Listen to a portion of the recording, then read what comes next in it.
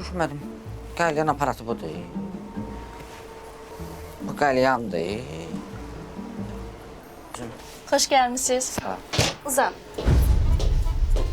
Uzanım.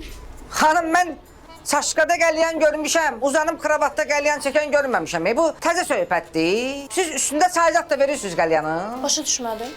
Deyirsiniz ki, nə bilim, uzan, nə bilim, neynə. Bu təzə inkişafdır. Damino verirsiniz, damino. Uşaqları çağırım gəlsin, damino oynayaq. Siz ne danışırsınız? Ne domino? Ne çay? Soyunun uzanın.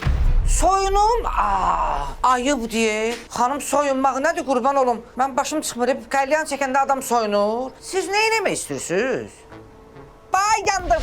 Səni görüm məndən 5 metr yanasan, odlanasan. Səni görüm, toya gələndə görəsən ki, giyindiyin paltarı başqa qızlar da giyinir. Səni görüm, Padrukovun dalizan danışdığım mesajı səhvən elə özünə göndərəsən. Ay qız, bəsdir. Öldüm, mənə bir dənə qəlyan vəcik olur, məni ültülü burada. Neyse problem var Asil xanım. Yok yok. Narahat olmayın Xanım. Her şey qaydasındadır. Az yavaş hele, bu nədir? Mən nə qələtirdim, qəlyan istədim, ala bu nədir la? İndi gördünüz ki gözəllik qurban tələb eləyir. İstəyirsiniz? Bığınızı da götürün. Bığ! Az sən nə dersən az? Bığ mənim məhrəmim deyə. Mən bu bığda çox apaslı görsənərəm. O deyirlər, arzu olunmaz tüklərdən azad olun. Həmin o arzu olunmaz tük mənəmi? Hala mən də getdiyim, mən. Qəlyan bızdım. Hala sonra gəlib çəkərəm.